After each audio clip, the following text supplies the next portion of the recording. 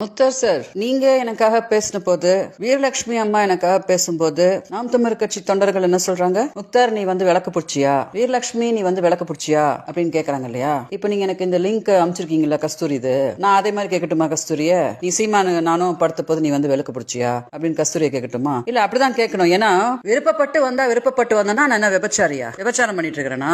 நான் வந்து விருப்பப்பட்டு வந்தா நான் காசு கொடுத்தேன் அப்படின்னா என்னை விபச்சாரின்னு சொல்றான் அவன். அப்படிதான் அர்த்தம் வருது. அது வந்து நான் விருப்பப்பட்டு போனேன் விருப்பப்பட்டு வந்தேன் அப்படின்றது சீமான் தான் சொல்லிட்டு இருக்கான். நான் எங்கேயுமே சொல்லல. என்னோட ஸ்டேட்மெண்ட்ல எங்கேயுமே சொல்லல. அததான் அன்னைக்கு நீதிபதியுமே சொல்லிட்டார். அவங்க ஒன்னும் காதலிச்செல்லாம் ஒன்னும் போகல. இந்த மாதிரி இவன் விபச்சாரி மாதிரி சித்திர என்னை வந்து காட்டலாம் அப்படின்றதுக்கு தான் நீதிபதி சொல்லிட்டாரு இங்க ஹைகோர்ட்ல. இந்த மாதிரி அவங்க அக்கா கேஸுக்கு தான் போனாங்க. அந்த அக்கா கேஸையும் இவன் மயிறு தான் போடுங்கணும்.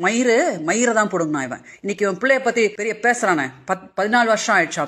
பிச்சைக்கார நாய். எங்க அக்கா கேஸுக்கு போய் நாங்க கதைட்டு நின்னப்ப பிச்சைக்கார நாய்க்கு வந்து அதை பண்ணி கொடுக்குற துப்பு இருக்குல்ல, பிச்சைக்கார நாய். இதை அப்படியே டெலிகாஸ்ட் பண்ணுங்க முக்தார் சார், எக்ஸ்க்ளூசிவ் அப்படின்னு சொல்லிட்டு டெலிகாஸ்ட் பண்ணுங்க. இன்னைக்கு அந்த நாம் தமிழர் கட்சியில இருக்கிற பிச்சைக்கார நாய்ங்க அவனை சப்போர்ட் பண்ணிட்டு உட்காந்துட்டு இருக்காங்க. 14 வருஷமா என்னோட ஃபர்ஸ்ட் எஃப்ஐஆர் எடுத்து பாருங்க முக்தார் சார். நீங்க ஃபர்ஸ்ட் எஃப்ஐஆர்ல நீங்க பார்த்து படிச்சீங்கன்னா, நான் ஏமாந்த மாதிரி எந்த பெண்ணுமே சீமான் கிட்ட ஏமாறக்கூடாது அப்படின்னு நான் ஃபர்ஸ்ட் எஃப்ஐஆர்ல போட்டிருப்பேன். இன்னைக்கு என்ன வேணாலும் சொல்லலாம் அப்படி இப்படின்னு.